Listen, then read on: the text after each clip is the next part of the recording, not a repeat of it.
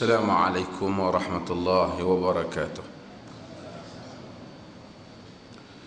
Alhamdulillah, nahmaduhu wa nasta'inuhu wa nastaghfiruh, wa na'udzu billahi min shururi anfusina wa min sayyiati a'malina. Man yahdihillahu fala mudilla lahu wa man yudlilhu fala hadiya lahu. أشهد أن لا إله إلا الله وحده لا شريك له وأشهد أن محمدا عبده ورسوله أما بعد.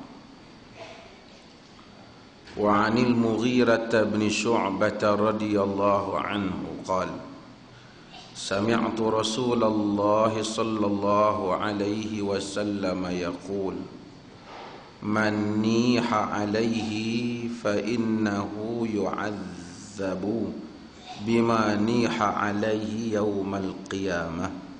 Muttafaqun alaih. Daripada Al-Mughirah bin Syu'bah radhiyallahu anhu. Al-Mughirah bin Syu'bah merupakan sahabat Nabi sallallahu alaihi wasallam. Dan Mughirah ini antara tokoh-tokoh Quraisy. Kita tengok ataupun kita kadang-kadang jarang sikit dengar nama Mughirah, Al-Mughirah bin Syu'bah, walaupun dia mempunyai peranan penting di dalam pemerintahan kerajaan Bani Umayyah. Al-Mughirah bin Syu'bah, kalau orang mazhab Syiah tentu dah dia tak suka dengan Mughirah. Dia anggap Mughirah ni orang jahat. Sebab Mughirah dia bersama dengan pendirian dia bersama dengan Muawiyah bin Abi Sufyan. Abi Sufyan. Dan saya telah sebut, semasa krisis politik berlaku antara Muawiyah dan Ali, pada masa itu orang Islam keliru nak sokong Sabah. Sekarang ni mungkin orang Islam lebih jelas, mereka menganggap Ali di pihak yang benar, Muawiyah tersalah dalam ijtihadnya. Tapi ketika zaman Muawiyah masih hidup, orang-orang Syam boleh dikatakan majoriti memang sokong Muawiyah. Pasal Muawiyah berada di Syam, dan Muawiyah terkenal sebagai seorang ahli politik yang mana lunak dengan rakyatnya. Dia baik dengan rakyat. Sehingga sahabat Nabi kadang-kadang dia dengar orang yang tak pernah jumpa Muawiyah, dia berkutuk Muawiyah, dia kata, aku bimbang jika hang pernah tengok Muawiyah, hang akan menyangka dia adalah Mahdi yang dijanjikan. Dan Muawiyah ni pula terkenal dengan seorang pemimpin yang segak.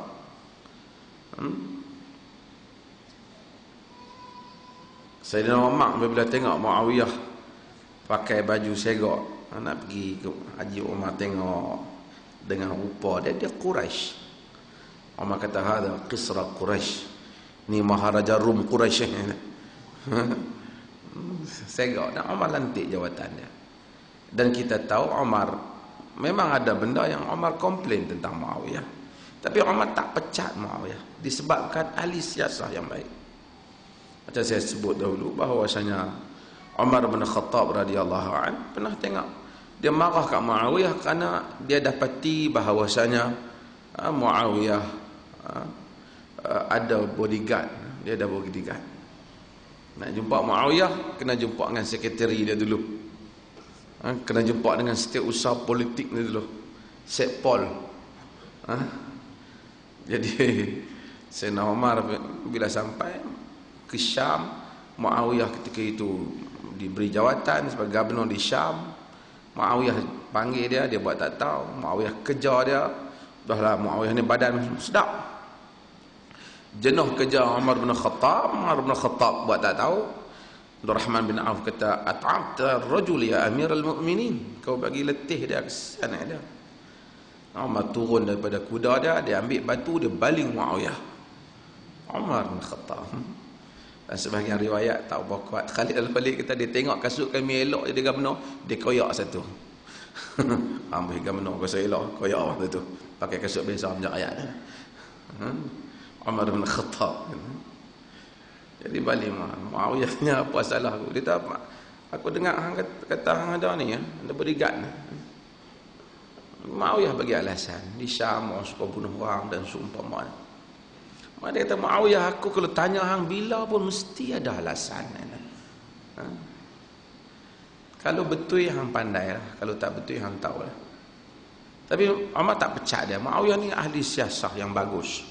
Ada alasan-alasan dia yang tersendiri dan dia Mughirah antara orang yang menyokong politik Muawiyah.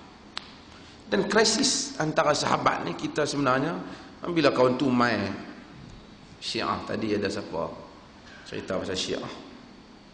Syiah di Kedah kononnya sampai 30,000 orang. Orang Kedah ni macam tu lah saya kata. Kalau orang Habang kata hak mana tak ikut sunnah je, Allah lawan kita 7 hari 7 malam tak habis. Puak-puak Syiah duk berkubu dalam tu buat tak tahu. Teratur. Tu malah nak kata orang. Saya kadang-kadang heran juga. Saya bukan berkelahi dengan mana-mana. Ni ada 60 tahun sambutan PAS. Saya pun dijemput sebagai panel forum. Tapi saya pun kadang-kadang heran. Pasal apa tempat bila kuat PAS, kuat Syiah. Saya tahu bukan orang PAS mau Syiah. Tapi pasal apa? Pasal mungkin orang ambil kesempatan sebab sebahagian orang tak bertegas dalam masalah-masalah akidah macam ni. Saya tak kata PAS tu Syiah. Saya kata heran bila dia kuat, Syiah pun tumpang sekaki. Boleh hidup Syiah. Boleh hidup Syiah. Syiah di Kedah. Tapi sekarang Alhamdulillah. Lah ni nampak ada kesedaran orang dah mula kritik. Mughirah bin Syu'bah radhiyallahu anhu kata, Sami'tu Rasulullah sallallahu alaihi wasallam yaqul. Aku mendengar Rasulullah sallallahu alaihi wasallam berkata, Man niha alaihi, siapa yang diratapi ke atas dia, bila dia mati keluarga dia duk meratap dia, fa innahu yu'adzabu bima niha alaihi yaumal qiyamah, maka dia akan diazab di atas apa yang mereka duk ratap dia tu pada hari kiamat. Kalau ikut secara literal maknanya, kalau sekiranya seseorang itu mati, keluarga dia duk pergi meratap, akhirat besok, dalam kubur dah satu hal, akhirat besok Tuhan azab dia sebab keluarga dia ratap dia. Itu secara literal lah, secara zahir makna. Dan kita dah hurai dah itu, kerana dalam Islam ini la taziru waziratun wizra ukhra. Seseorang tak tanggung dosa orang lain. Macam mana nak tanggung dosa? Keluarga kita khayau kat kita menangis, kita nak kena. Sebabnya kalau itu menjadi sunnah mayat. Sunnah mayat. Maksudnya dia tu memang dah tahu dah. Dia tahu dah aku mati ni memang dia mati esok dia tak nak anak dia khayau habis. Dan dia tak nasihatkan dia. Dia dah tengok dah sebelum dipak dia mati pun macam tu lah fashion keluarga dia. Mati siapa pun macam tu lah fashion. Dia tak larang. Dia tak wasiat. Dia kata aku mati ni hampa jangan dok buat meratap tangis. Maka dia termasuk, dia akan diazab pada hari kiamat. Sebab itu kita susah hati bila ada hadis Nabi sallallahu alaihi wasallam riwayat sahabat yang menyatakan kunna nara al-ijtima' 'inda al-ahli al-mayt was-san'at at-ta'am min an-niyahah. Kami sahabat Nabi dan kami pada zaman Nabi, kata Abdullah bin Jarir bin Abdullah al-Bajali, kami menganggap berimpun di rumah si mati dan buat dan hidang makanan tu termasuk dalam ratapi mayat. Nabi kata siapa yang mayat ratap dia kena azab hari kiamat. Oh, panjang cerita. Kerana itu sunnah jahiliyah. Sunnah jahiliyah. Nabi kata, siapa yang mayat letak dia mati, dia tak pernah nasihat keluarga dia. Dia tak pernah bagi tahu wasiat kat keluarga dia. Dia tak pernah amal ma'ruf nahi mungkar keluarga dia. Jangan hampa dok meratap atas mayat aku. Dia dak tahu dah pasien keluarga dia ni mati meratap. Nabi kata man niha alaihi fa innahu yu'adzab bima niha alaihi yaumal qiyamah. Siapa yang orang meratap pada dia, dia diazab hari kiamat di atas orang meratap dia. Sahabat pula beritahu, pada zaman Nabi kami menganggap berimpun rumah si mati, hidang makan termasuk dalam meratap ni.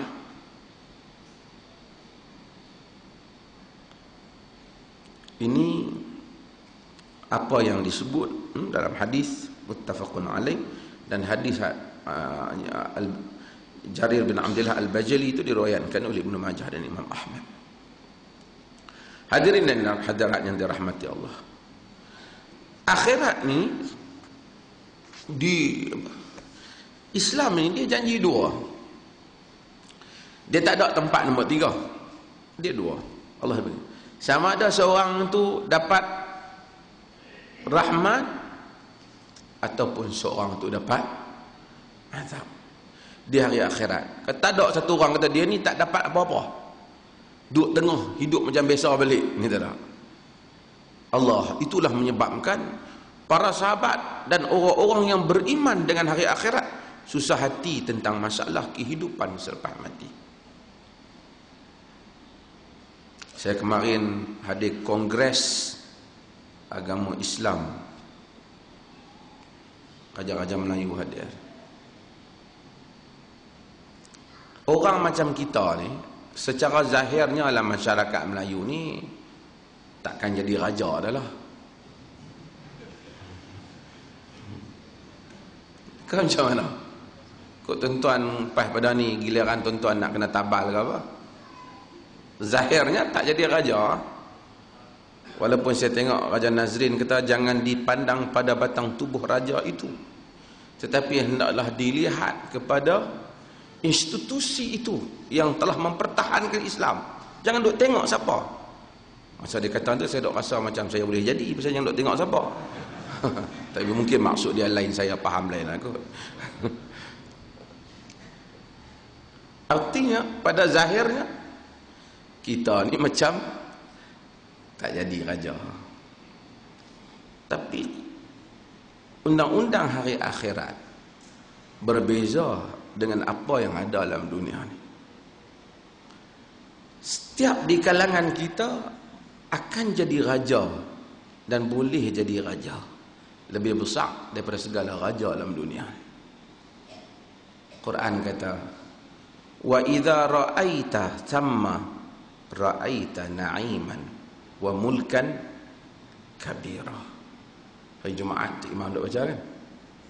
Dan apabila kamu lihat di sana kepada ahli syurga tu, ra'aita na'iman wa mulkan kabira, kamu lihat setiap orang mereka itu satu nikmat dan kerajaan yang besar.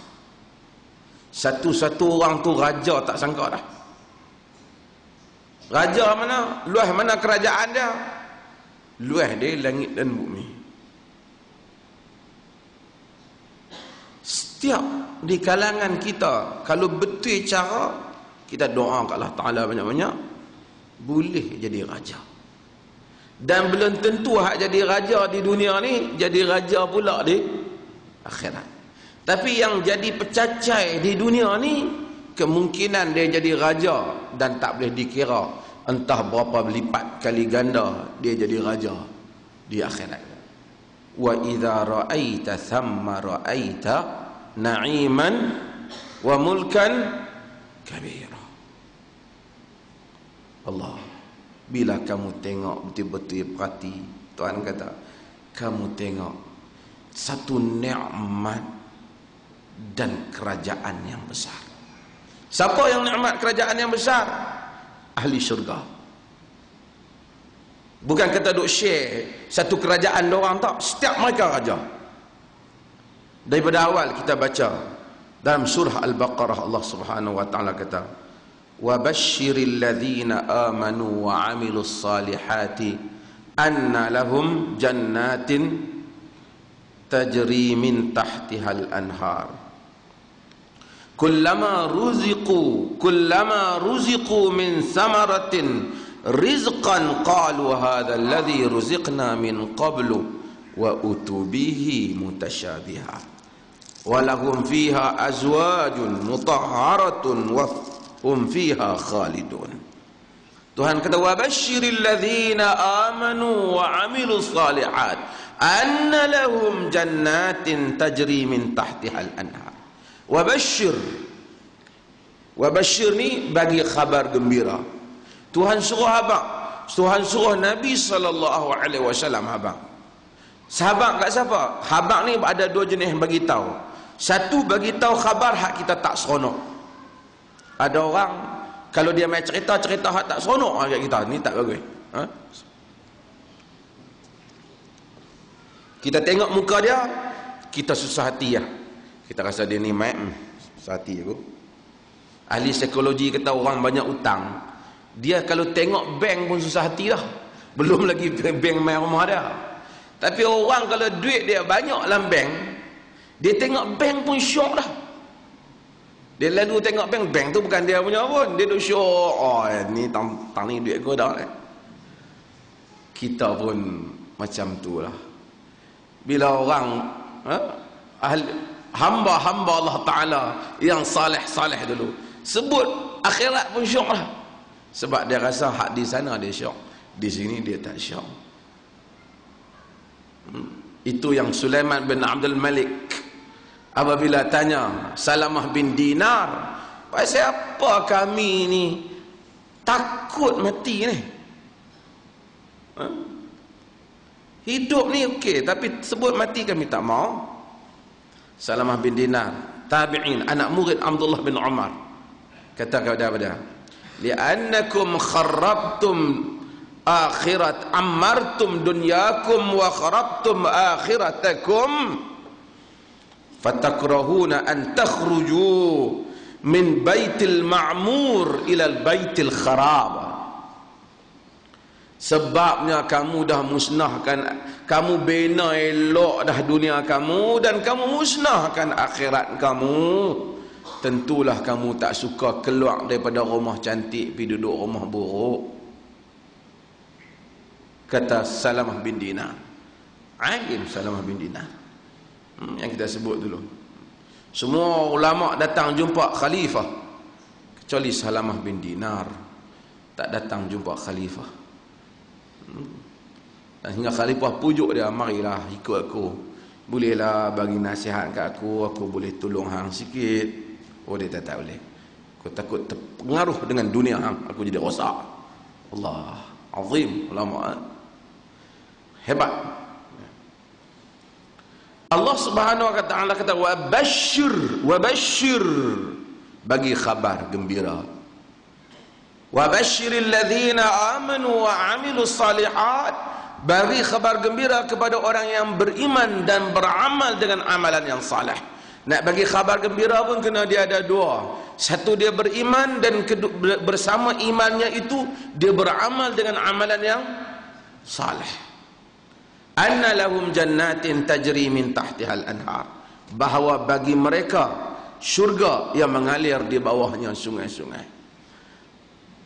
Artinya dakwaan kaum sufi yang menyatakan siapa yang beribadat kerana duk teringin kepada syurga maka dia syirik, tak betul dengan ayat ni.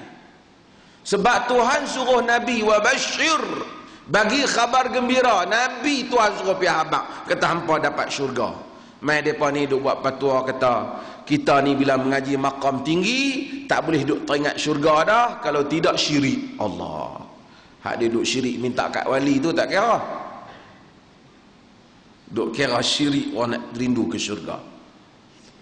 Wa basyiril ladzina amanu wa amilus salihat, bagi khabar gembira kepada orang yang beriman dan beramal saleh. Anna lahum, bagi mereka jannatin tajri min tahtihal anhar, syurga yang mengalir di bawah. Jannat, jannat, apa dah kita sebut dulu? Jannah apa dah? Kebun.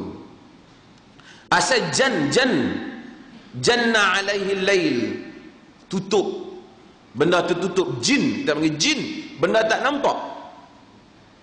Sebab orang panggil majnun, akal itu tutup. Jan, kerana apa?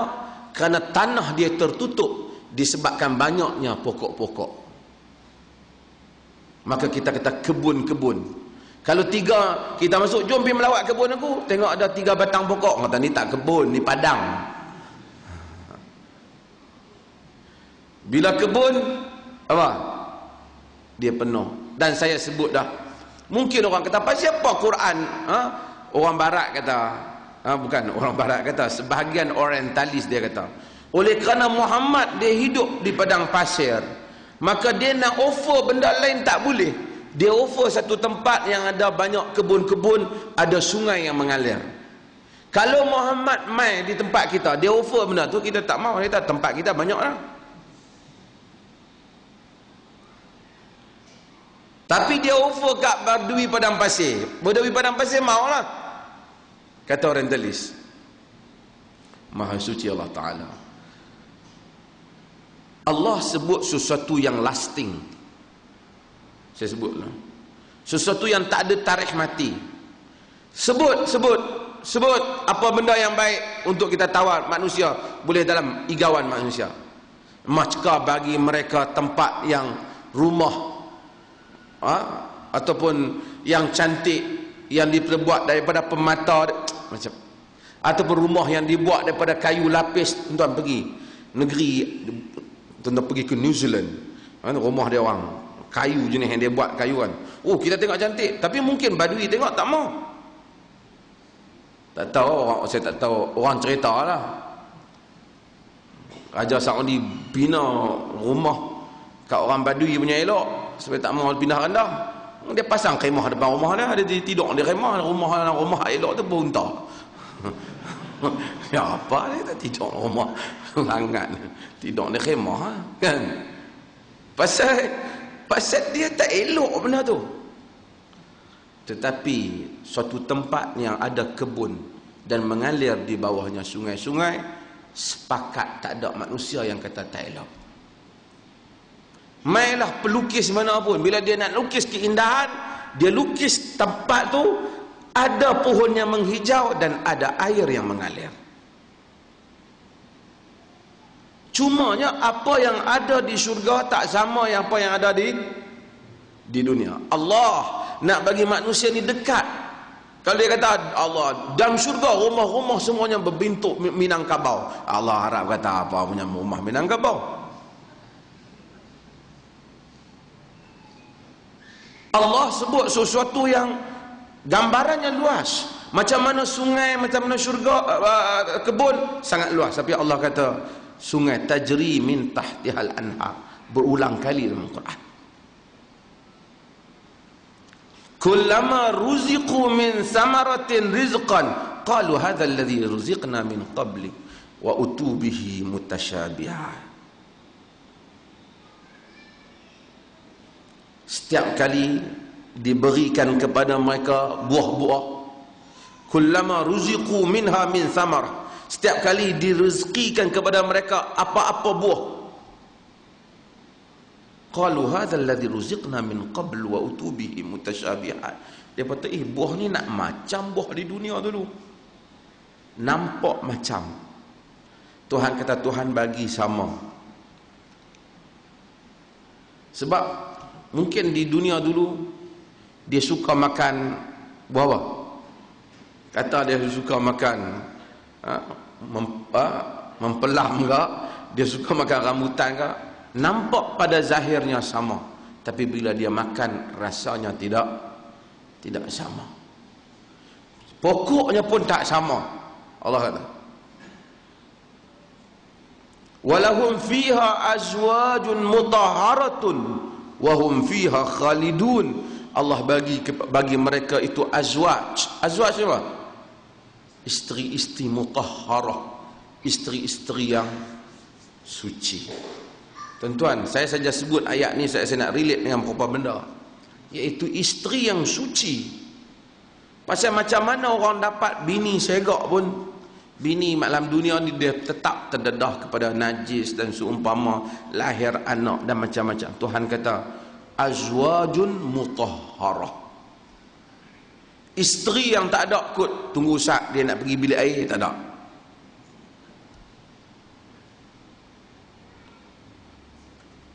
Ini Allah Ta'ala sifatkan dalam Al-Quran.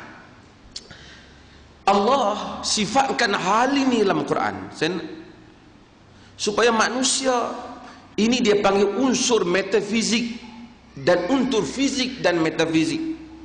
Unsur yang mana kita boleh bayang tapi kita tahu itu bukan bayangan yang sebenar. Quran dia bermain dengan perasaan insan. Kalau dia bagi tahu satu benda dengan satu perkataan yang orang langsung tak tahu, tak ada makna. Tapi dia bagi tahu satu benda yang orang tahu perkataan tu dan boleh agak perkataan, seperti sungai kita boleh agak, tapi kita tak boleh bayang macam mana yang ada dalam syurga. Allah kata masalul jannati allati u'iddal muttaqun fiha anharun min ma'in ghairi asin. Bandingan sungai yang Allah Ta'ala sediakan, syurga yang Allah sediakan bagi orang yang bertakwa, padanya ada sungai-sungai yang airnya ghairi asin, airnya tak berubah. Sekarang orang buat ayak ni, ada ayak empat tu, dia bawa Kedah jual, kononnya sedap.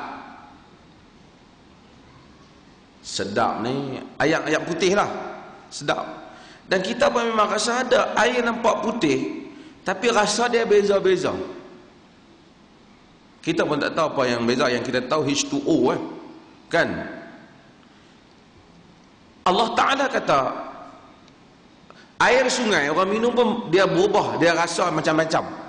Allah kata syurga dalamnya ada sungai, air yang biasa tu tidak berubah rasanya, tapi rasa tu Allah Ta'ala tak bagi tahu. Sebab rasa kalau bagi tahu pun kita tak tahu, tapi dia air biasa yang tidak berubah rasanya. Wa anharun min labanin lam yataghayyar ta'muhu, dan satu lagi dia ada sungai daripada susu yang tak berubah rasanya. Susu ni biasa benda berubah rasanya, dia akan jadi apa? Dia masam.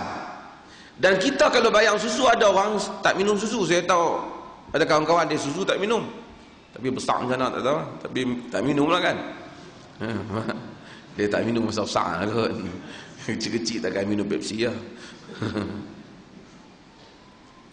Dia, Allah kata ada sungai susu tak berubah warnanya.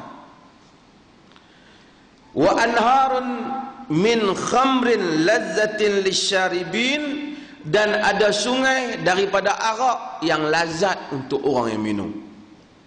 Tuan-tuan, turun orang tengok bekat, jadi kebanggaan orang yang minum arak. Saya panggil satu orang, Mak Saleh, main makan di rumah masa dulu di UK, makan di rumah. Lepas makan malam dia, takkan tak hidang arak ke dah nah? Kita nak bagi sparkling kan dah. Takkan bagi arak ke dah. Tapi arak ni jadi kebanggaan lah dia minum. Dan kita tengok dia minum arak, alhamdulillah lah, kita pun tak teringin kan. Tapi Allah bagi kita minum arak di akhirat. Hari tu dia pun tak boleh minum. Kita minum, bukan secawan, bagi sungai. Bagi sungai ambil. Anak terjun ke? Allah. Dan Allah kata, wa anharun min asalin musaffa, dan sungai daripada madu yang bersih. Kita madu pun rasa macam-macam. Ada yang sedap, ada yang tak sedap. Tapi Allah kata, Allah sediakan. Hak ni lah Allah sediakan untuk hak. Tu kira baru bab sungai. Kemudian Allah kata, sebab saya nak cerita bagaimana Allah bandingkan hal ini dengan kehidupan. Sama ada Allah kata benda ni dengan kaman huwa khalidun finnar. Wasuqu ma'an hamiman faqata'a am'a'ahum. Sama ada hak orang hak ada 4 sungai ni dengan hak mana masuk dalam neraka, hak dituang air panas yang terputus usus depa. Tuhan dengan sama? Tak sama. Hadirin yang dirahmati Allah Subhanahu wa taala. Nabi sallallahu alaihi wasallam lah ayat ni tadi dia kata walahum azwajun mutahharatun. Bagi mereka itu isteri-isteri yang mutahharah, isteri yang suci. Dan termasuklah lagi orang perempuan dengar belakang, oh depa je dok dapat bini, no? Kita dapat apa? Dia dapat apa yang depa mau. Cuma macam saya katalah, dia Al-Quran ni polite. Quran ni dia berbahasa dengan bahasa yang cantik. Macam saya buat contoh dululah. Kita tak tawar kan, kalau kau anak lelaki kita boleh kata, ni hang tolong ayah rajin-rajin bantu ayah, insya-Allah ayah cari perempuan comel bagi hang. Jadi buat bini. Kita pun seronok kan, misalnya anak pun seronok ayah dah janji. Tapi bila kita nak janji dengan anak perempuan, kita tak janji macam tu. Pasal janji perempuan comel, walaupun sebut perempuan cantik untuk hang, dia ada berbau unsur seks indirectly, secara tidak langsung ada unsur seks. Maksudnya nak comel tu kena ada unsur seks. Kita boleh janji ke budak lelaki, tapi kalau anak perempuan kita tak kata ni ikut cakap ayah elok, esok ayah pergi cari lelaki kacak dan handsome untuk kau. Ayat ini agak tak sesuai untuk perempuan. Kita kata besok ayah cari lelaki yang baik untuk kau. Quran bila dia janji kepada lelaki tentang isteri. Bukan bererti janji itu tidak ada kepada perempuan. Tetapi dia bagi tahu secara maksud apa yang lelaki dapat juga perempuan dapat. Tapi dia tak direct lah kepada perempuan. Kau fahamlah maksudnya apa saja yang mereka teringin, walahum ma tasyaun, apa saja yang mereka teringin mereka dapat. Wa ma yashtahun, apa saja yang mereka bernafsu mereka dapat. Jadi kalau perempuan dia nak apa saja dalam syurga tu dia dapatlah. Cuma Quran disebut suatu pihak dan fahamlah pihak yang satu lagi. Nabi SAW kata, walau anna imra'atan min ahli al-jannah ittala'at ila ahli al-ard la adaa'at ma bainahuma wa la mala'at rihan. Nabi kata kalau sekiranya seorang perempuan syurga itu tengok kepada ahli dunia, maka cahayanya akan memenuhi dunia ini dan akan dipenuhi dengan keharuman wanita. Haruman perempuan tu lah. Sebab tuan-tuan, perempuan ni walau macam mana dia cantik pun kalau kita pergi dekat dia busuk tak jadi. Sebab tu orang jual perfume mahal. Allah Subhanahu wa taala dan hadis Nabi cerita bahawasanya cerita sifat perempuan. Allah cerita perempuan ahli syurga tu bukan saja segak, baunya juga harum. Macam tu juga lelaki lah untuk perempuan. Sebab tu kita perfume dia ada dua, hak lelaki dan untuk perempuan. Dia kata ada perfume kalau perempuan bau ikut kita. Allah. Dan ada perfume lelaki bau ikut dia. Setakat bau. Hak tu yang orang buat minyak apa? Minyak apa? Saya tak tahu tuan-tuan pakai, tuan-tuan tahu minyak senyonyong.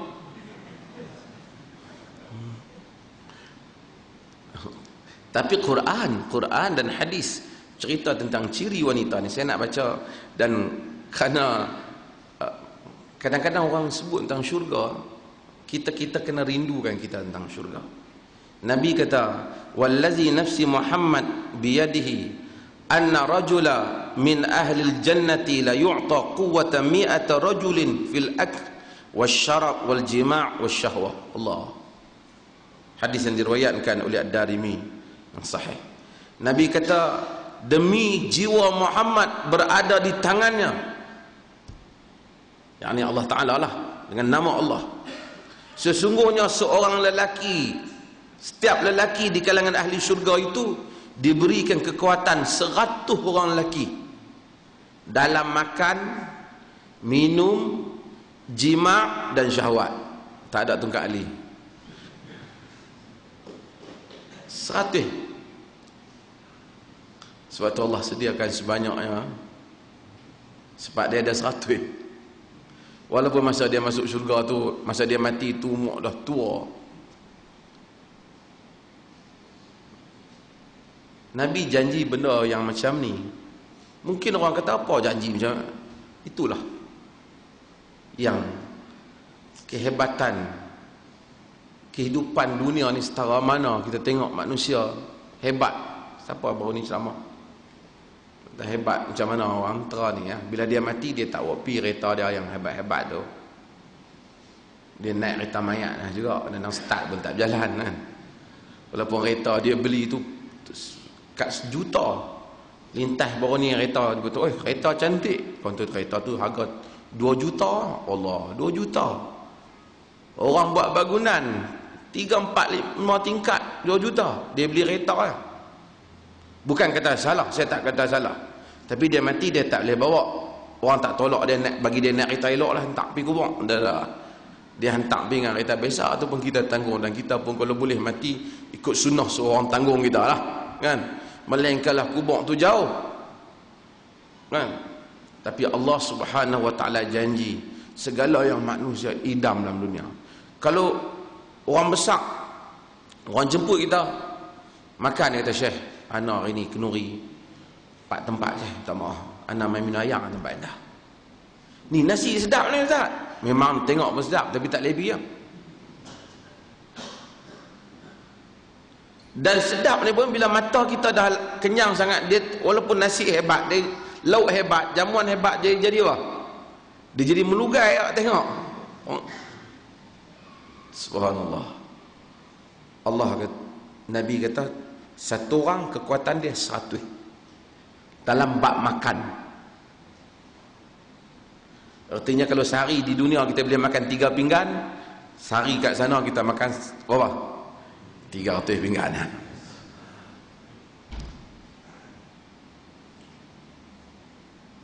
Dalam bab minum sama. Kalau dalam dunia 8 cawan air, dan sana apa? Dan air tak sama lah pula. Dan kalau kita pergi pada bab jima' tadi, kalau dalam dunia sehari, tak tahulah, aku ada tak orang jadi harimau, hari harimau lah kan. Dan dunia ni kita 100 kali. Subhanallah. Fala ta'lamu nafsun ma ukhfiya lahum min qurrati a'yun. Quran kata, satu orang tak tahu apa yang Tuhan sembunyikan untuk dia daripada habuan hari akhirat kelak, nikmat hari akhirat kelak. Tuhan kata, a'dadtu li'ibadiyas salihin ma la 'ainun ra'at wala udhunun sami'at wala khatara ala qalbil bashar.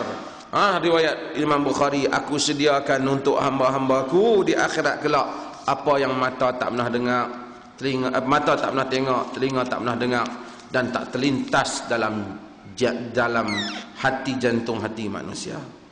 Tuhan kata, inna ashabal jannatil yawma fi syughulin fakihun. Sesungguhnya ahli syurga pada hari di akhirat kelak ni, ahli syurga ni fi syughulin fakihun, sibuk dengan nikmat.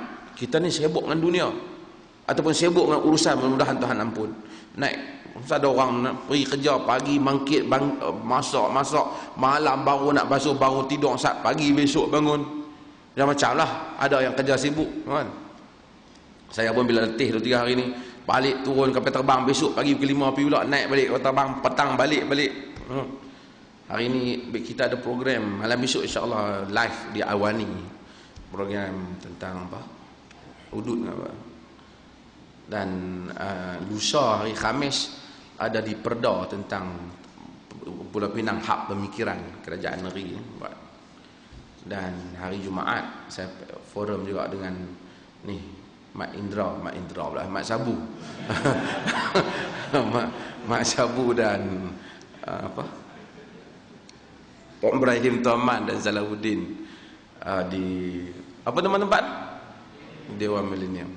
Saya dijemput untuk memberikan pandangan yang berbeza. Saya harap orang PAS sudi mendengar pandangan yang berbeza lah. Kalau tidak, sama aja. Saya ingat, saya tak happy lah. Pandangan berbeza tu bukan mesti berkelahi. Pendapat yang berbeza. Saya kadang-kadang, bukanlah saya nak komplain. Politik ialah siasah lah satu kebijaksanaan. Juga pimpinan siasah. Satu orang kena bijak. Saya sebut secara umum lah.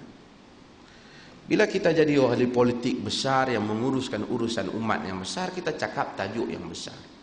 Tajuk yang kecil, kita tak usah cakap. Kita bagi orang-orang kecil cakap. Sebab tu kadang-kadang ada orang kata, ustaz ada orang kata, kita tak jawab. Biar ambil, layan orang tak ada kerja. Jadi bila kita jadi pemimpin politik besar, kita tak payah cakap tentang hantu bonceng kecil. Hantu bonceng padan bagi ke AJK masjid ni cakap. Tapi nak buat memorandum, bantahan, mencari hantu bonceng, membantah hantu bonceng, tak padan. Zizan tu pihak abang ada yang tu selalu buat macam tu lah.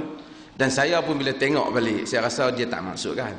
Cuma kurang teliti masa mereka yang edit tu kurang teliti. Tapi dia tak maksud kan. Dia tak maksud. Saya percaya dia tak maksud kan. Tapi kurang teliti lah. Pokok ni pun kira hantu lah. Macam saya kata, lain tak ada filem, tak ada kan. Tapi orang besar bercakap tajuk yang besar. Kan? Itulah politik. Kan? Kita apa? Nanti malam besok kita kata. Allah Subhanahu wa ta'ala sifatkan tentang orang syurga. Allah kita sibuk. Kita ni yang sibuk di dunia ni, orang syurga pun sibuk juga.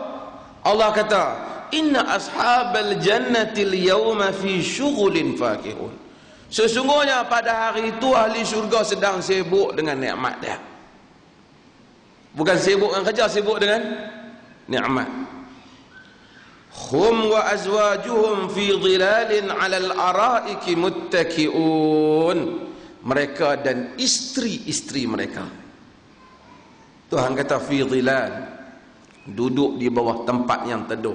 'Alal araik muttaki'un, di atas katil-katil mereka duduk berbaring. Muttaki'un ni duduk secara bersandar. Style orang kaya tu kita tengok tu, dia panggil muttaki, dia sandar.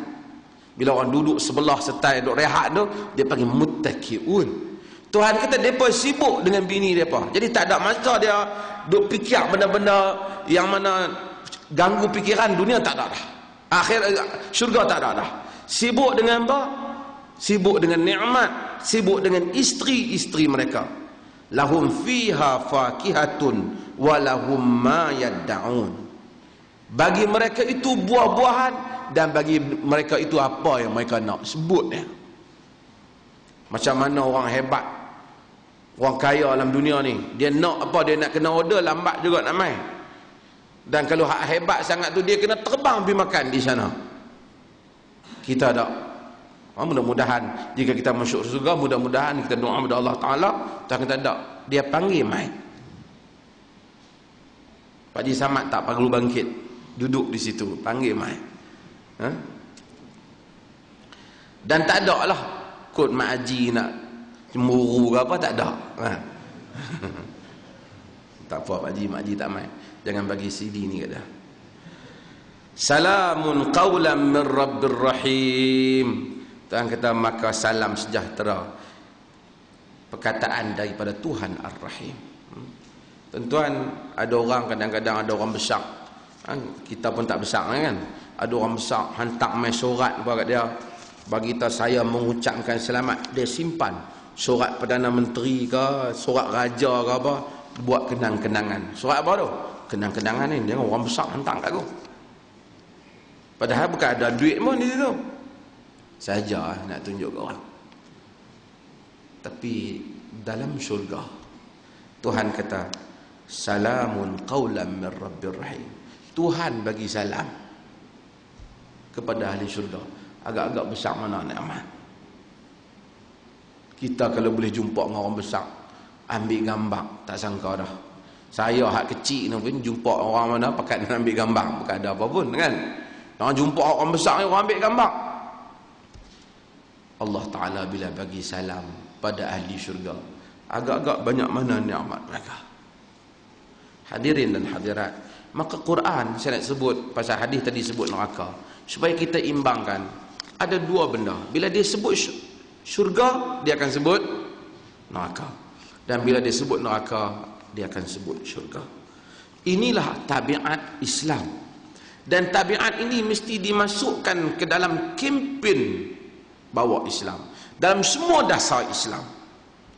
Bila kita kempen pada orang yang ni bahaya, kita kena cerita yang tak bahaya.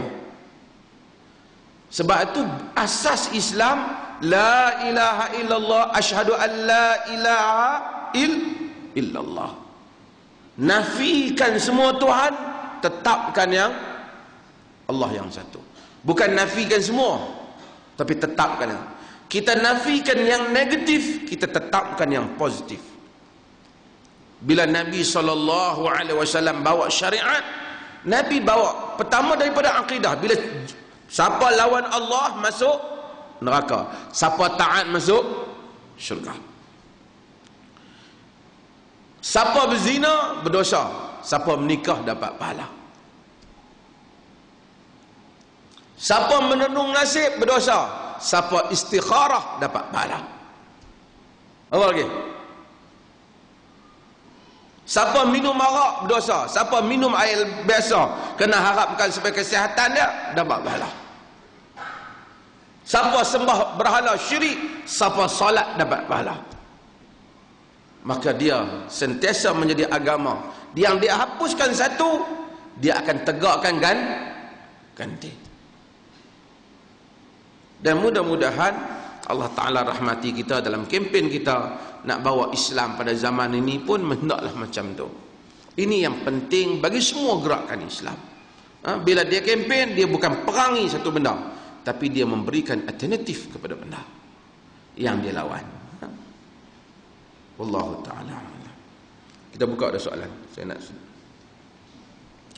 Ini ada satu soalan.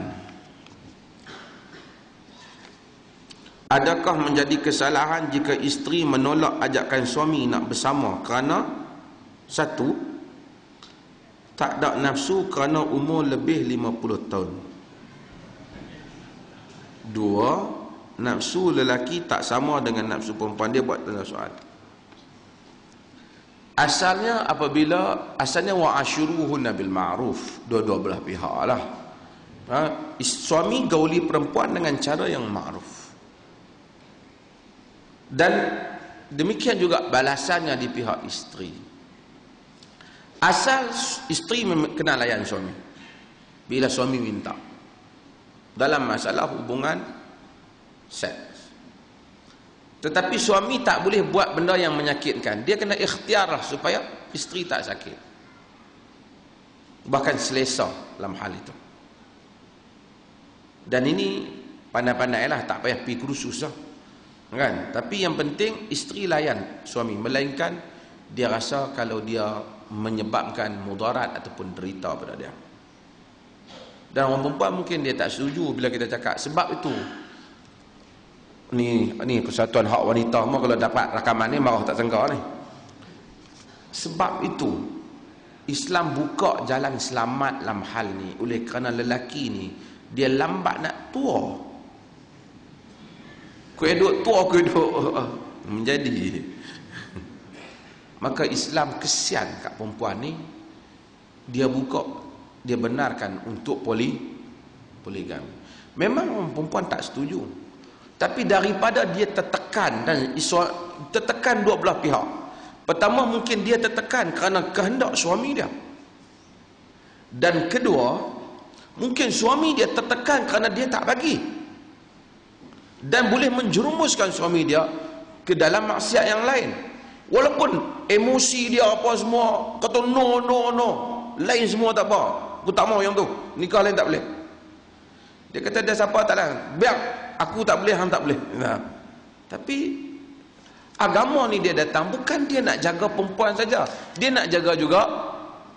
Ini kesalahan sebahagian daripada mereka yang membela hak wanita di kalangan wanita ni. Saya kata dah ada apa, Islam dia bukan macam yang hampa fikir. Hampa memang bila hampa tubuh persatuan wanita, hampa sedang fikir tentang hak-hak wanita, tapi Allah Ta'ala dia tak bolehlah fikir wanita, dia tak bolehlah buat syariat hanya untuk kepentingan kaum wanita. Dia buat syariat untuk keadilan bagi kedua-dua belah pihak, lelaki dan wanita. Masalah lelaki salah guna dan seumpamanya itu satu hal yang lain. Saya bukan kata lelaki baik semua, saya tak kata, banyak yang jahat kan. Yang saya kata memang samsing asal kampung dusun, memang dia kalau tak kena poligami pun tampak bini dah. Kadang-kadang sebab tu saya kata bukan kita galakkan poligami, tapi nak kata kerana poligami dia tampak bini, saya ingat tak kuat bukti tu. Ramai orang tak poligami duk tampak bini, dia tidak ada hubung kait. Tapi kalau dia kata dia tak poligami, dia tak adil, itu tak apa, itu kita boleh consider sebagai dia bersalah, sebagai dia bersalah. Tapi saya taklah kata suruh suami kahwin satu lagi, saya tak kata lah. Saya kata tapi saya cerita penyelesaian Islam. Sama ada kita layan suami kita dengan cara yang baik dan suami kita pun faham suasana supaya kita tidak menzalimi kita, dalam masa yang sama kita juga tidak menghalang hak dia. Wallahu ta'ala. Ada soalan tak? Kita ni kuliah kemungkinan nak berhenti dah. Jadi tuan-tuan tanya soalan. Ya.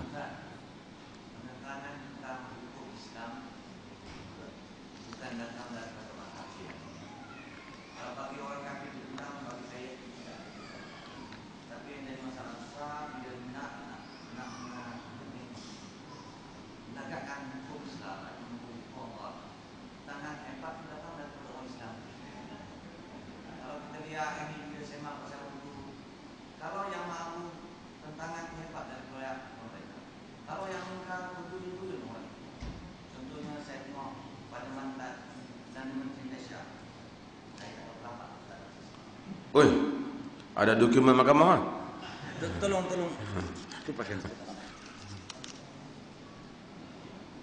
Ini cara di mahkamah tak sah kerana dipotong secara tak sempurna.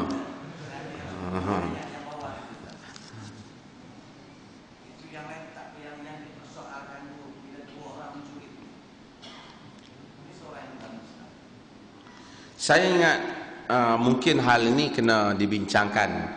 Pertama orang Islam kena tetap bahawasanya hukum Allah ini apabila dilaksanakan dengan betul, ia adalah rahmat. Ini tak boleh. Kalau ada orang kata tak lah, memang dia zalim undang-undang ni, kok benar pun zalim lah. Ini adalah menjejaskan akidah dah. Tapi yang kita timbulkan ada dua pihak. Satu yang memang tak mau, itu akal yang lain lah. Kita tidak timbul, kita timbulkan, kita minta supaya kita sediakan persekitaran yang tepat supaya undang-undang itu jika dilaksanakan ia membawa rahmat.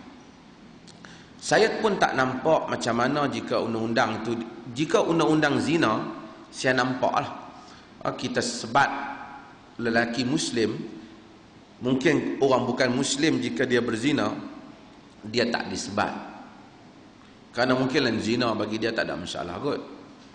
Dan sebat dia pun bukan mati. Sebat, tuan-tuan, sebat zina ni sekejap ya.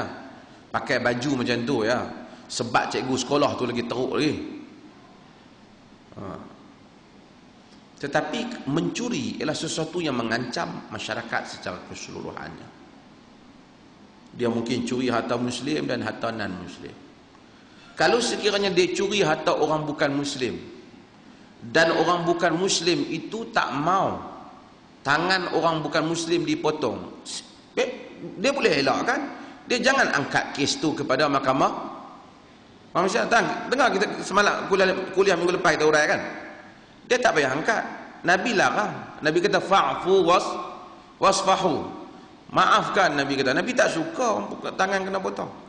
Nabi faka'annama fi wajhi Rasulillah sallallahu alaihi wasallam ar-ramad. Ya Rasulullah, ka'annaka karihta hadza. Sahabat kata, seakan-akan pada wajah Nabi itu bila tengok tangan yang pertama dipotong, Nabi duka cita, suram wajah Nabi. Sahabat tanya, wahai Rasulullah, seakan-akan Rasulullah tak suka orang kena potong tangan ni. Nabi kata, wa ma li la akrahu wa antum a'wanus syaitan ala akhikum. Macam manalah aku tak benci kamu jadi saudara syaitan kepada kamu menjadi penolong syaitan kepada saudara kamu. Yang ni kamu tolong syaitan menyebabkan saudara kamu kena hukuman. Nabi suruh fa'fu wasfahu. Nabi kita lain kali maafkanlah, jangan duk angkat kes. Artinya non muslim dia boleh selesai masalah dia. Sekiranya dia tak mau, dia jangan angkat kes. Curi harta dia, dia tak usah angkat. Dia maaf di peringkat awal. Tak payah bawa kes tu ke mahkamah. Muslim juga macam tu. Kalau dia tak bawa ke mahkamah, tak kena. Tapi kalau dia curi harta Muslim, Muslim bawa dia ke mahkamah, dia tak kena potong tangan. Tapi kalau Muslim yang bawa itu Muslim, dia kena potong tangan. Saya tak boleh faham maksud sebahagian daripada huraian ini. Yang minta bagi ni, mungkin saya fikir mungkin pihak PAS detailkan sikit lagi, bincangkan lagi benda ni. Kalau orang bukan Muslim rompak, dia kena haddul hirabah, had hirabah, potong tangan dan kaki bersilang. Tapi kalau bukan Muslim rompak, dia tak kena. Saya fikir kita nak kena kenyataan tu kena teliti. Kalau minum arak, okey, tu cerita lain. Maksud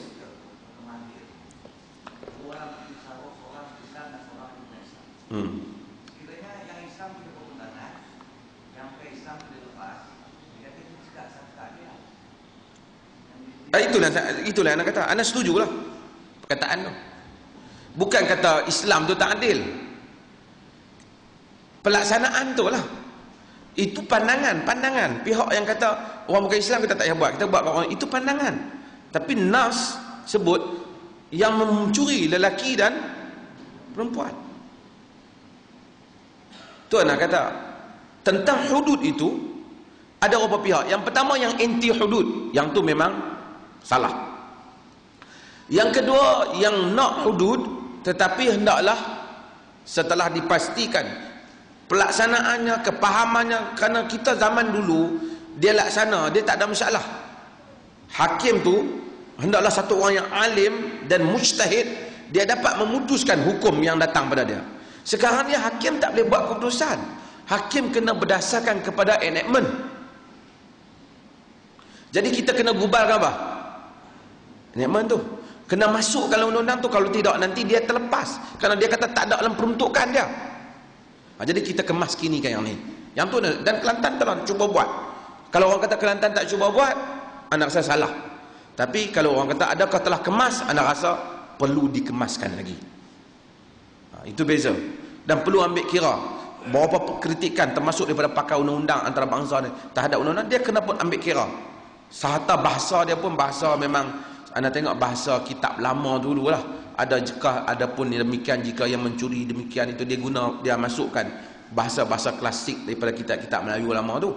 Tapi anda ingat mungkin nanti dia belum ada ruang, takut ada ruang, dia boleh kemaskinikan lagi. Hudud itu sendiri hukum Tuhan, tapi perincian dia, kadar mencuri, macam mana mencuri, macam mana memotong. Sehingga anak baru ni masa bentang Kelantan, anak berpendapat gunakan bius supaya dia tak sakit. Kerana Nabi kata innallaha katabal ihsan ala kulli syai. Tuhan tulis ihsan di atas segala benda. Wa idza qatalta fa ahsanu qitla. Bila bunuh dengan cara yang baik. Potong pun macam itulah, bila potong dengan baik. Tapi kena pasti dulu lah. Jangan yang curi basikal kena potong, yang curi cincin 24 juta tak kena potong. Jadi sebab itu kena pastikan suasana yang ada. Tapi tak ada lah orang curi cincin. Mana ada cincin 24 juta? Tak menasabah cincin 24 ringgit, 250 macam tu je lah. Tapi artinya suasana itu kondusif. Undang-undang itu telah merata. Jangan pula ada orang yang tak boleh ditentuh oleh undang-undang, tidak boleh dipertikaikan. Jika dipersoal kesalahan dia, dianggap derhaka. Tak, tiba-tiba yang bawah disoalkan apa pun boleh. Itu pun tak kondusif. Kerana Nabi sendiri kata, jika orang bangsawan mencuri, taraku. Wa idza saraqa ad-dha'if qama alaihi al-hadd. Bila orang besar, orang bangsawan curi, mereka biar. Bila orang bawah curi, mereka potong. Innama ahlakal ladzina min qablikum. Ni punca rosak orang sebelum. Kalau buat juga, rosak. Binasa Nabi kita. Tak kondusif. Nabi, nas Nabi. Maka saya anak ingat, sebahagian orang dia tergopah-gopah, dia kata apa ni, bukan kondusif-kondusif mana ada perkataan pada zaman Nabi. Anak kata Nabi dia tegakkan keadilan, dia samakan diri dia dengan rakyat. Dia kalaupun Fatimah binti Muhammad, lau saraqat Fatimah binti Muhammad laqata'tu yadaha, jika Fatimah binti Muhammad mencuri, aku potong tangannya. Siapa orang yang tertinggi dalam negara ni, yang paling bangsawan, adakah jika anak dia mencuri akan dipotong tangannya?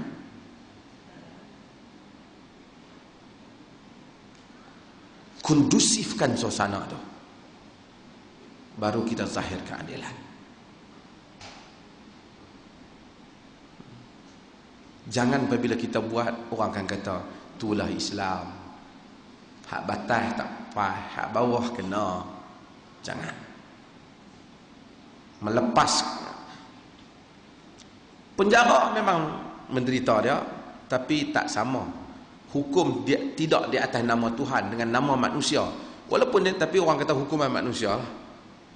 Bila guna nama Tuhan, implikasi kepada agama. Implikasi kepada agama. Semua orang nak, tapi nak dalam keadaan adil. Dan kita kena sediakan hakim yang bagus. Hakim kita pun kena kemas. Ni kes talak 5 tahun tak selesai. Kes curi, tak tahu. Jangan tapi harap bagus lah kan. Tak boleh lah. Allah silap lah aku potong dia. Jenuh nak sambung. Talak pun sangkut lama. Tak boleh, dia nak kena hakim yang ni. Ini bukan soal denda RM5,000, kalau dah rugi boleh bagi balik. Silap. Ni potong tangan orang. Ini juga sediakan prasarana ini, kita ala ain wa ra's, menjunjung tinggi hukum Allah Ta'ala. Jadi perjuangan kita sekarang memperjuangkan, mewujudkan suasana itu. Itu yang kita cakap, jangan mengintip, jangan beri keadilan, samakan orang atas dan bawah, mewujudkan suasana itu. Bila dia wujud, orang cemar juga, kita potong tangan dia.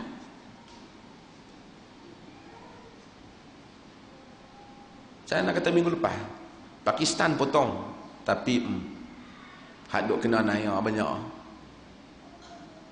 Daripada negeri dia sampai negeri kita, dia main bukan semualah kan. Tapi negara barat, sebab tu barat tak boleh faham. Bila orang cerita pada barat, barat tuduh hudud zalim. Kita kata hududlah keadilan dan rahmat. Dia kata Pakistan buat, habis yang duk kena orang bawah, hak atas semua tokyo besar tak kena. Dan Pakistan tak aman, Sudan tak aman, Nigeria tak aman. Negeri mereka yang tak buat, Norway, Sweden, Switzerland dan banyak lagi negeri, yang mana mereka negeri yang paling kurang sekali crime, jenayah. Mereka tak buat hudud, memang tak betul lah, tapi mereka buat satu lagi hak Tuhan suruh, menegakkan kesamaan dan keadilan pada rakyat. Yang tu mereka tegakkan, maka mereka dapat habuan dunia, negeri yang aman. Kita tengok, pergi ke New Zealand, pergi ke negara-negara ni, kita tengok orang dia, kalau dia tengok sampah dalam sungai pun, dia turun pergi ambil. Sayang negeri dia, elok. Orang tak buang sampah. Dan orang anggap teruk, kalau kita horn pun dia kata apa, tak ada akal orang. Dia lebih bersopan lagi, kalau orang nak lintas jalan, dia boleh break, bahkan boleh keluar kereta, boleh pegang tangan orang tua tu bagi lintas dulu. Tak ada siapa baca hadis Nabi kata. Sebab mereka menegakkan dasar-dasar hidup, dan apabila mereka tegak, Tuhan bagilah kelebihan tu pada mereka. Kita tak tegakkan hak Tuhan suruh ni, kotor, habis, alam sekitar tercemar, hak wanita tak beri, hak kanak-kanak, budak tak pergi sekolah semua. Kita nak pergi tegakkan satu di Pakistan, nak potong tangan pencuri. Maka tak dapat natijah. Bukan kerana hudud tu tak bagus. Orang yang mengurus tu tak bagus. Hudud bagus, tapi pasang salah. Tempat tingkap pergi pasang pintu, salah. Rumah semua kayu, tiang berak-berak, sampai satu kawasan tu dia pergi bubuh mozaik, peram patah. Nak tanggung orang pun tak larat dah, pergi bubuh mozaik lagi kat atas. Buat rumah yang sesuai, kita pasang mozaik tu, kita pasang marmar dia, memang orang tengok cantik, tip top. Ya, kita kena berjuang untuk itu. Kita kena hapuskan corruption, kita kena hapuskan penyelewengan, kita kena hapuskan penyalahan guna kuasa, kita kena hapuskan semua unsur-unsur buruk ni setengah negara dalam keadaan aman, dan kita ingin melaksanakan hukum Allah ketika itu. Itu tanggungjawab kita. Bukan kita menolak hukum tu, kita kata prasarana tak disiapkan. Bukan salah kita, salah mereka yang sedang menguruskan. Sebab tu kalau saya lah, tak apalah, saya media yang main benar. Kalau saya, alangkah baiknya perkara ini tidak ditangguhkan perbincangannya dulu di kalangan mereka-mereka yang bercakap itu. Karena kalau dia kata ya pun dia tak boleh buat, kalau dia kata no pun dia tak boleh buat. Dia baiki keadaan, insya-Allah dia boleh buat. Ada soalan? Oh, ahli parlimen si putih. Yang bahagia, Doktor. Pertama, malam besok Astro awal itu berapa? Saya tadi bawa awal ni telefon, saya tak tanya dia pukul berapa, tapi saya tahu saya kena berada di sana pukul 8. Mungkin pukul 8 suku kot. Agenda awal ni pukul berapa lah. Tersingat lebih kurang tu kot. Tunggu di depan TV tu. InsyaAllah. Tadi hadis yang kita baca tadi, yang mana ada ratapan di atas mati. Adakah perkara yang mana baru ini berlaku di Bukit Tupuang, mayat masih belum dimayangkan, tapi beda duit kat luar. Dia apa tu? Duit untuk semayang. Jadi makam pasir mana ni tak payah ambil duit ni. Saya tengok, saya beritahu Berapa ringgit seorang? Berapa malam tak ada berapa. Saya beritahu fungsi masjid Tata Razak, tolong nasihatkan dia perdakwaan. Selesaikan mayat ni, barulah nak beda-beda ni lepas semayang. Alhamdulillah fungsi kita pergi. Abang, adakah ni ratapan di atas mati? Yang kedua, Ustaz sebut pasal tak ada beza antara pemimpin dan rakyat. Tetapi kebawah ni, Perdana Menteri kita bisa pinang untuk hadir ke mahkamah, tetapi dia boleh minta mahkamah tolak daripada menghadiri mahkamah. Ini apa maksud satu figur yang tak elok. Bila panggil ke mahkamah, Bila apa menjadi saksi. Ini tak mahu minta mahkamah tolak daripada hari ke mahkamah.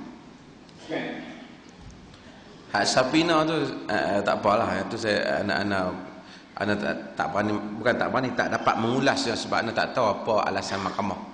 Apa alasan mahkamah? Tak, Abang Khalid baca baru satu sumber lah. Anak alasan mahkamah tu yang detail tak tahu. Bukan kata kita kalau betul mahkamah digunakan kita tak bersetuju lah, tapi alasan tu kita tak tahu. Asal saya dulu dia dengan kuasa Jabatan Kastam. Kalau Sapina dimajukan, kita ada ke mahkamah, kita akan ditangkap.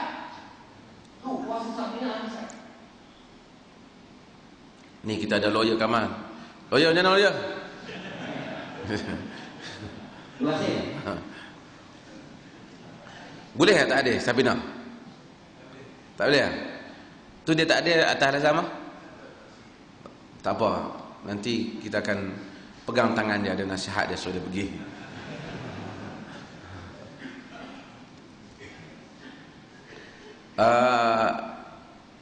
Masalah jenazah banyak duit ni,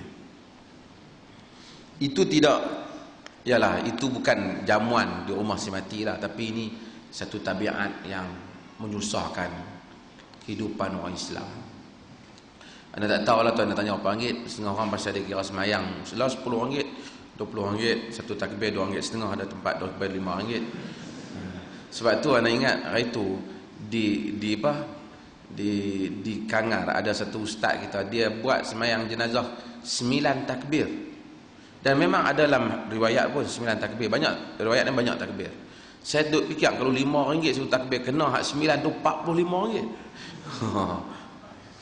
Jadi nasib baiklah kita ni amalan hak 12 amal sekarang ni, amalan hak solat biasa yang jumhur lakukan, iaitu 4 takbir, maka lebih kurang 10 ringgit.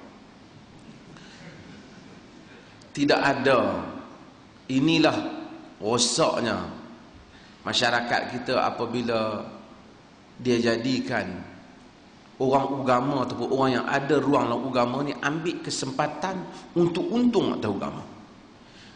Idea ni idea lama. Ni kalau dengar ni depa marah, tapi tak apa. Siapa nak kata depa? Kalau kita tak kata kan.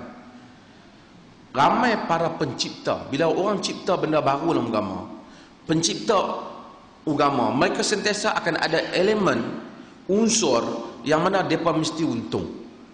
Tuan-tuan tengok mana-mana tempat-tempat ibadat mana, dia akan ada unsur yang dia dapat untung. Kawan yang jaga tu kena untung. Kalau dia kata suruh masa nak sembahan kena bagi buah ke, kena bagi apa, buah tu hilang, kawan yang jaga tu kebal lah. Unsur tang dia untung tu mesti ada. Saya cerita tuan-tuan dulu kan, saya pergi ke Jepun kan. Di Jepun tu, punya orang Jepun ni kira kita ingat cerdik lah kan, dia dari sudut hidup dunia ni cerdik juga kan. Dan orang Jepun ni kebanyakannya tak ada agama. Mereka tak tahu, mereka antara Buddha dan Shinto, mereka tak ada agama. Tapi kita pergi ke dia punya kuil-kuil lah. Pasal saya jadi tetamu Japan Foundation, ikut dia bawa lah ke kuil lah, dia ada upacara, kita dibawa untuk lihat. Saya pun hadir. Dia tak tahulah dia ceramah bahasa Jepun, tapi nampak dari ceramah tu kira okey, tak cerai lah kan. Berang ceramah ni, dan dia terjemah. Korang satu orang hak belah tolong untuk terjemah kita. Dia cerita tempat ni sekian. Habis ceramah dia punya talk share dah tu, pakai pulawar. Last kali dia suruh duduk sekejap.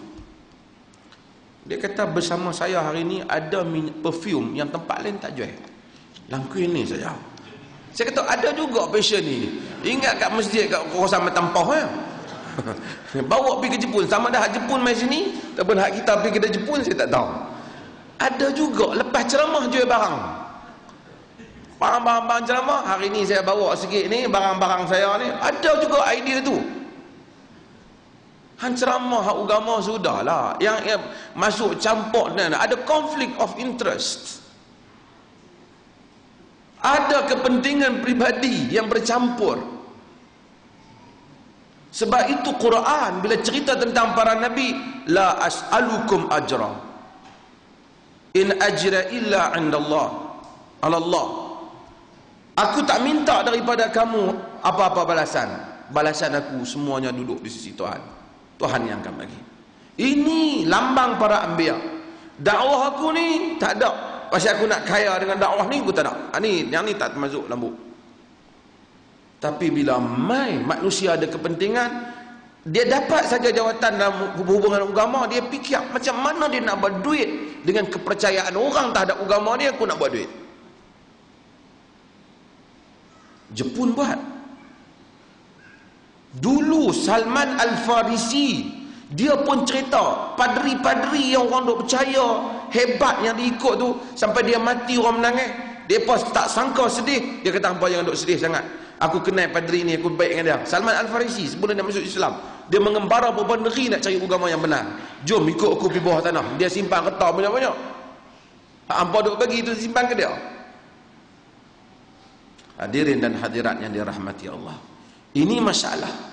Sebab itu hebatnya para Nabi ini, dia tak ada conflict of interest, dia tak ada kepentingan dia. Bila dia cakap pasal agama, lillahi ta'ala. Sebab itu dia mampu membujur lalu melintang patah. Salah betul, hampa setuju tak setuju, hampa nak lawan ke apa, aku cakap juga, aku bagi tahu juga. Kita penceramah dalam TV memang hebat-hebat, tapi masyarakat tak hebat.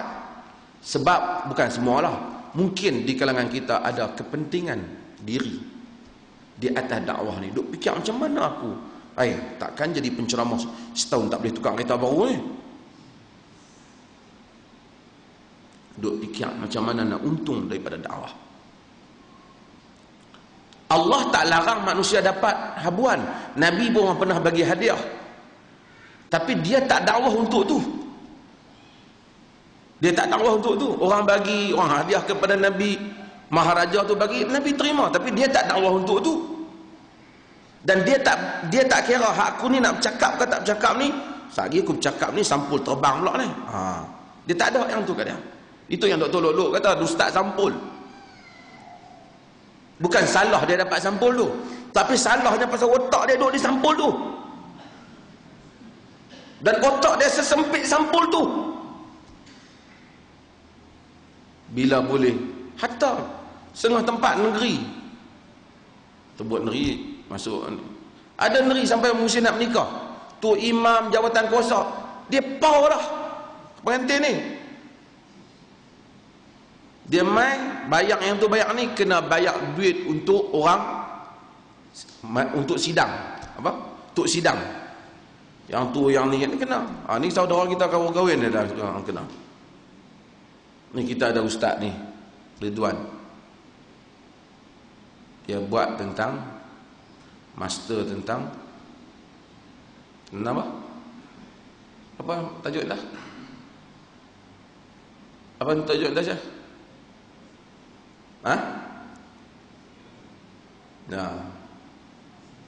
Amalan-amalan pengurusan jenazah di negeri Pulau Pinang dan perbandingan dengan sunnah Nabi SAW.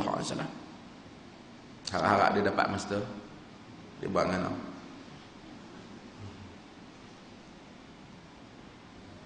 Terima kasih. Ada lagi last tuan-tuan? Ya, Hasan. Oh, masa lama tak tanya. Ingat kata pencing ke apa?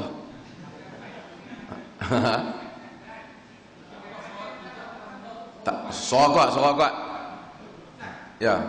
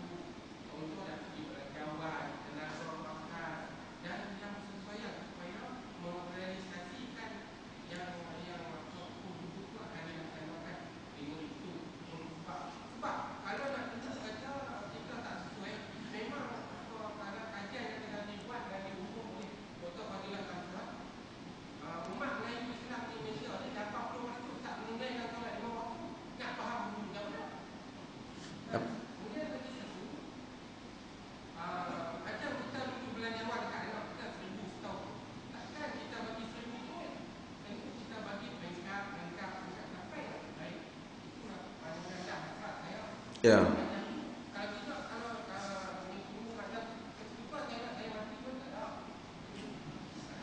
Nah. Dak kita tadi yang anda sebut ada beberapa peringkat. Satu ialah di peringkat kita setuju kalau itu dia buat, tapi kita tetap menegaskan sediakan suasana yang membolehkan dia tu buat. Itu siapa yang tanggungjawab menyediakan? Kerajaan negeri dan juga kerajaan pusat. Dua-dua. Ana bukan bincang masalah politik, tapi bincang masalah bagaimana suasana hudud itu dilaksanakan. Ada hukum yang boleh dilaksanakan dengan mudah, seperti hukum sebat bagi berzina. Kalau buat pun tak ada masalah. Cuma kita ada sign perjanjian dengan saya ingat, anda ingat dengan ni UN, United Nation, kita tak boleh sebat lebih daripada 6 rotan pada wanita, dianggap inhuman, di bawah human rights. Yang tu masalah dia orang sign lah, itu masalah depa lah. Tapi artinya kerajaan pusat dia patutnya, anda pun heran kenapa dia larang. Sepatutnya dia bagi jalan lah. Cuma kalau dia ikhlas, dia cuba mewujudkan suasana yang membolehkan hukum itu secara adil akan dapat berjalan lah. Dan dia tak rugi apa. Kalau dia benarkan Kelantan buat, sebenarnya dia tak rugi. Kalau apa-apa berlaku, risiko akan ditanggung oleh kerajaan negeri. Tapi dia cakap awal, Timbalan Perdana Menteri kata bahawasanya buat masa sekarang, for now, dia tak buat masa sekarang, kita tak buat lagi. Nampak ringan sikit. Kemudian bila Perdana Menteri sebut kata, saya tak tahu kod dia kod betul ke macam mana, takkan buat. Oh, saya nampak macam itu macam sudah buat satu keputusan, macam mana keadaan pun tak mau buat. Itu salah. Itu memang kenyataan yang salah. Macam dia dah buat keputusan, tak ada apa-apa lagi syarat. Tapi saya tetap kata pada kerajaan Kelantan supaya dia tidak menanggung risiko tu. Kalau syarat tak cukup kerana polis tidak di bawah kerajaan negeri, umpamanya boleh berlaku eksploitasi, bukan saya tuduh polis, tapi boleh berlaku eksploitasi. Hatta Majlis Agama Islam dan seumpamanya, ada dua kuasa antara pihak pentadbirannya tidak sepenuhnya di bawah kerajaan negeri. Maka dengan itu, kalau dia tak mampu disebabkan masalah-masalah yang ada itu, mudah-mudahan dia ada pengecualian di hadapan Allah Ta'ala. Yang menjadi tanggungjawab menyediakan hal itu ialah kerajaan pusat. Saya kalau tanya, kalaulah saya ditanya, saya akan kata Kelantan berhasrat nak buat, cuma kegagalan ini berkait dengan banyak persekitaran yang mana berkait dengan kuasa kerajaan pusat. Lebih baik saya fikir daripada dia kata kita sudah bersedia untuk buat, yang pada hakikatnya banyak lagi pembahagian kuasa yang belum selesai. Dia tak ada masalah, pusat lah. Tapi bukan saja pusat jugalah, banyaklah di samping pusat tu ada lagi benda-benda lain yang mesti dikemagikan. Mungkin Kelantan saya kata telah, walaupun Kelantan tak buat undang-undang Islam atau undang-undang jenayah hudud ni, dia buat juga benda Islam yang lain. Sebab tu saya kata jangan bayangkan Islam tu itu semua saja. Ada benda-benda lain, memudahkan perkahwinan dia dah buat banyak juga ni, bantu dia buat, adalah benda-benda. Hatta Malaysia pun buat juga banyak benda-benda Islam yang Malaysia buat. Walaupun tak buat guna, dia buat. Secara umumnya Malaysia pergi dah kepada hudud tu di satu sudut, iaitu mencuri salah dari segi undang-undang, merompak salah dianggap jenayah, betul dah segi anggapan betul.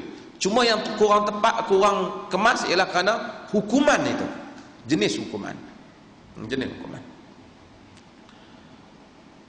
Wallahu ta'ala alam. Last tadi satu lah, siapa dia? Okey, ringkas. Assalamualaikum. Ada satu dua soalan doktor. Mula sekali mengenai wujud beritajuk ini, yang mengatakan kita tak boleh menghatap atas kematian, ataupun ada kata lain menangis berlebihan. So maksudnya menangis boleh, tapi tak boleh berlebihan juga. Sebab ada orang kata bila kita menangis tu, ada orang melarang terus dia boleh menangis. Macam mana? Ada orang melarang terus daripada menangis. Oh tak, nanti kita akan baca hadis Nabi pun menangis. Itu yang satu. Yang nombor dua, wujud kepada sebab kita tadi tu, mengatakan mengenai duit dalam sampul untuk sembahyang. Saya difahamkan ada beberapa tempat yang mana keluarga si mati membayar beberapa orang untuk mencari orang untuk sembahyangkan mayat. Itu dia di beberapa kampung tu, satu mayat tu ada 10 kampung dan wakil untuk sembahyangkan mayat sebab dibayar. Yang tiga adalah seriusan. Ada, saya pernah mengajukan cadangan kepada pihak pengurusan masjid, iaitu di mana sama ada lelaki ataupun perempuan merupakan satu badan, iaitu bila ada kematian tak atas dalam satu tariah tu biro kematian yang akan menguruskan mengenai hal ewan makanan pada keluarga semati. Namun demikian cadangan ini banyaklah ditolak oleh beberapa JK kerana dia kata benda ni ngarut. Dia kata biarlah tuan rumah tu mereka pandai-pandai lah sediakan ahli keluarga mereka, kita nak sibuk apa. So saya bila mereka cakap ni saya pun senyap lah. Tapi bagi saya sebab biro dia di bawah AJK masjid perlu dibuka untuk bila ada kematian tolong dari sudut bahagian tu mengenai makan minum semati pada hari tersebut. Sekian. Terima kasih. Dia banyak perkara ialah kena dia, kalau dia ada kesedaran dia okeylah, tapi dia tak ada kesedaran dia anggap benda tu tak ada salah apa. Jadi kita kena pergi baca dulu hadis-hadis ni kat dia.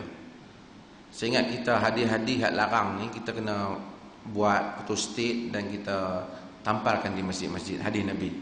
Kalau ada orang koyak pun dia koyak hadis Nabi je lah. Hadis-hadis yang larang masa buat kunuri ini kita letakkan di masjid. Dan kemudian yang kita sebut tentang kita boleh terima, misalnya kata kita suruh ada orang nak main sembahyang jenazah, mereka tak ada kenderaan, kita suruh 2-3 orang pergi ambil. Tentulah tak boleh pergi ambil, bukan dia pergi ambil dengan kuda, dia pergi ambil dengan kereta. Kita bagi duit minyak kat dia. Ini acceptable lah, diterima lah kan. Kita bagi duit minyak, tapi kita tak upah dia sembahyang. Kita tak upah dia sembahyang. Dan sebahagian upah sembahyang ni makan duit anak yatim. Pak dia tinggal kata 20,000, ambil 3,000 untuk bagi untuk orang sembahyang. Untuk kapan cerita lain, untuk urus tanam dia lain, tapi sembahyang tak dia bayar. Tapi mudah-mudahan kita semua bila kita mati, tak apalah orang sembahyang kita 20 orang pun, tapi yang sembahyang tu semua doa lillahi ta'ala. Untuk apa kita nak ramaikan orang sembahyang kita? Adakah kita nak bagi orang ramai tengok syok ramai orang sembahyang kita, ataupun kita mengharapkan doa yang ikhlas daripada mereka? Kalau kita harapkan doa daripada ikhlas daripada mereka, carilah yang mana dia doa tanpa kena upah. Cuma dia kata aku nak pergi sembahyang tak boleh tempat hamba ni, aku kan ada kereta, kita hantarlah pergi ambil, kita bubuhlah duit minyak kita, kita bubuh duit minyak kita, tapi kita tak upah dia salah. Allah Ta'ala. Tadi satu lagi awal tadi kata yang tu habis dah. Ya. Tanya Abia. Malam ni pakai mana? Bismillahirrahmanirrahim. Ini tentang perjuangan untuk mendirikan negara Islam ya. Ini berlaku di Indonesia. Indonesia mereka nak dirikan negara Islam dan mereka namakan negara Islam Indonesia. Dan pendekatan mereka sedikit berbeza dengan Malaysia. Mereka mendekati umat Islam di sana dengan konsep berbeza. Salah satunya ada konsep istilah, mereka pakai istilah hijrah. Pada zaman itu Nabi hijrah dari Madinah ke Mekah. Mekah ke Madinah. Sekarang mereka cakap kita lagi pun kena hijrah juga. Saat itu, jadi untuk hijrah tu mereka panggil kita di sana. Nanti mereka buat ada beberapa mereka menjelaskan tentang Al-Quran.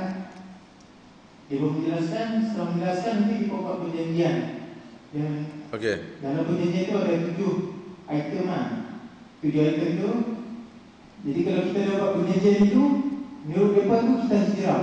Ini tafsiran hijrah menurut mereka. Jadi, siapa mereka ni? Pemuda Al-Kahfi? Bukan. Dia ada negara Islam Indonesia ni, mereka banyak golongan. Mereka banyak keinginan untuk menjadi negara Islam Indonesia ni, boleh dikatakan semua. Tapi golongan mereka berpecah belah. Jadi banyak yang buat hijrah tu ada berbeza. Ya, saya tahu. Antara item yang saya pernah juga didekati dengan beberapa orang, ada last kali tu dia cakap ada kita bersalawat kepada Tuhan kita Allah Abraham. Kita bersalawat kepada Tuhan kita Allah Abraham. Dan kadang-kadang kalau kita tak buat perjanjian itu, mereka nanti cakap kamu musuh Allah, kamu kafir. Saya minta pandangan Ustaz dengan tafsiran yang mereka buat. Terima kasih. Indonesia ni satu negeri yang besar. Berapa rakyat dah? 280 juta. Hak intan sebut tu berapa 000 berapa peratus pun kita tak tahu. Macam-macam Al-Kahfi lah apa. Dan itulah masalahnya. Sebab tu kita memperjuangkan semua orang pada akhir zaman ni dia akan bercakap dan dia akan gunakan dalil dia. Dia akan bacalah ayat Quran mana-mana, ambillah hadis mana-mana, dia katalah itulah dalil hak dia amalkan. Tak boleh selesai. Syiah pun kata macam tu, Sufi pun kata macam tu, hak sunnah pun kata macam tu. Benda ni tak dapat diselesaikan, melainkan kita kena cari satu penimbang yang paling selamat. Adakah cara hang faham? Dan cara hang faham ke cara, adakah cara hang faham itu selamat atau cara aku faham kau selamat? Dia tentu kata cara dia faham betul, cara kita faham tak betul. Tapi dia mesti setuju dengan kita. Ada satu pihak cara faham dia tak boleh dipertikaikan, iaitu Nabi, sahabat Nabi dan golongan salafus salih. Nabi sebut khairun nasi qarni summa alladhina yalunahum summa alladhina yalunahum. Sebaik-baik umat manusia ialah pada kurunku dan sepah mereka dan sepah mereka. Jadi golongan salaf, iaitu para sahabat dan tabi'in dan atba', mereka adalah orang yang paling faham maksud kitab Allah dan paling faham maksud sunnah Nabi SAW. Maka adakah cara yang mereka tafsirkan itu sama dengan apa yang dipahami oleh salafus salih? Sebab itu orang mungkin panggil orang, dia akan dalil, oh ulama ni buat, ulama Indonesia Kiai Habib nu, Kiai Habib ni. Tapi kita kata ini semua tak besar bagi kita. Ukuran kita ialah manhaj salaf. Maka kita menyatakan hendaklah pahaman agama itu Quran dan sunnah seperti mana yang dipahami oleh golongan salafus salih. Bila kita berbeza, kita nak tengok hak cara hang faham, hang kata mayat buat macam ni, salah buat tak? Hang kata ni kenduri ni bagus, bukan apa. Ni orang hak lebih baik daripada kita semua. Abu Bakar Siddiq mati. Tak ada orang lebih baik daripada Abu Bakar Siddiq ni. Sayyidina Umar ambil jawatan. Adakah dia buat 7 hari ke 14 hari sempena Abu Bakar meninggal? Ni mati, berkabung, raja-raja bubuh pakai apa? Kain putih. Tanyalah mufti manakah? Memang hak tu kena buat, bukan apa, depa orang besar, kita kena hormat. Adakah depa lebih besar daripada Abu Bakar, Umar dan Uthman dan Nabi? Nabi mati tak ada siapa buat kain putih buat apa lah. Ini adalah soalan. Kalau nak main tafsir, pakat dok lawan tafsir. Tapi kita timbang dengan apa yang telah dibuat oleh salafus salih. Sebab itu kita kata Quran dan sunnah dengan manhaj salafus salih. Dan manhaj salafus salih. Nak cari di Indonesia tu macam-macam, mengaku Nabi pun ada. Tapi sehebat mana Indonesia tak dapat menentang Malaysia. Kerana hanya di Malaysia orang mengaku Tuhan, iaitu Ayah Pin. Jawatan nak lain kecil ya. Ayah Pin dah ambil jawatan yang besar. Wassallallahu ala nabiyina Muhammad. Assalamualaikum. Dah. Tadi yang nombor 3 tadi, sebab saya faham tadi mula Ustaz dah jawab, tapi saya fikir sebenarnya apa nama ni belum selesai Ustaz. Yang nombor 3 saya tanya, Ustaz jawab pasal kenduri. Saya bukan masuk kenduri untuk buat apa nama ni majlis mati. Maksud saya masjid menubuhkan satu biro yang mana sama ada lelaki atau perempuan, bila ada kematian dalam suatu kawasan, so biro tu akan pada hari kematian tersebut menguruskan mengenai hal makan minum keluarga semati tersebut. Sebab tapi ada banyak bantahan daripada beberapa pihak. Dia kata benda itu ngarut, dia kata tak perlu. Dia kata biar semati, keluarga semati dia yang uruskan siang malam. Tapi bagi saya, pada hari tersebut sepatutnya kita mengingatkan beban keluarga semati dengan adanya biro daripada masjid ni lah. Itu saya rasa. Saya pandang Ustaz pasal Bagus juga cadangan tu, tetapi ada beberapa kemungkinan. Besok kalau biro tu tak faham sunnah, dia duk buat kenduri besar-besar pula. Orang nak bagi dah makan kau nu tak dan jamu ayak lah kan. Tapi biasanya bila mati ada kawan keluarga balik daripada jauh. Misal bayangkan satu keluarga meninggal, jadi anak dia semua balik, depa buat makan untuk makan family tak ada masalah. Pasal depa kok mana pun nak kena makan tengah hari. Kan? Kita pergi hantar lauk nasi kandang bagi depa nah apa makanan tak sedap kalut pun tak ada masalah. Yang sunnahnya jiran buat, tak payah tubuh jatang kuasa. Jiran buat, kita buat, adik-beradik yang tak mati pergi hantar, itu sunnah. Kan? Tapi saya bimbang, bagus idea tu. Bila kita tubuh je AJK lama-lama dia nak jadi canggih daripada AJK lain. Depa biasanya mati tu tolong baju ayak, kita buat mesti nasi kandang. Lepas tu kita mesti buat kenduri ni. Jadi akan ada implikasi yang lain lah. Tapi kalau dijaga dengan sunnah dengan apa, mungkin boleh meringankan. Bukan semua keluarga yang dia beban. Ada keluarga yang dia besar, bila meninggal kita balik, ramai orang dia peminum. Tak ada masalah. Bab keluarga sendiri nak makan tu, saya ingat di Malaysia tak ada masalah. Yang masalah kali bukan keluarga nak main makan di rumah kita pula dah malam tu. Hari-hari lain dia makan di rumah depa. Hari kita mati itulah dia nak main makan rumah kita. Itu dah masih masalah. Okey, masalah.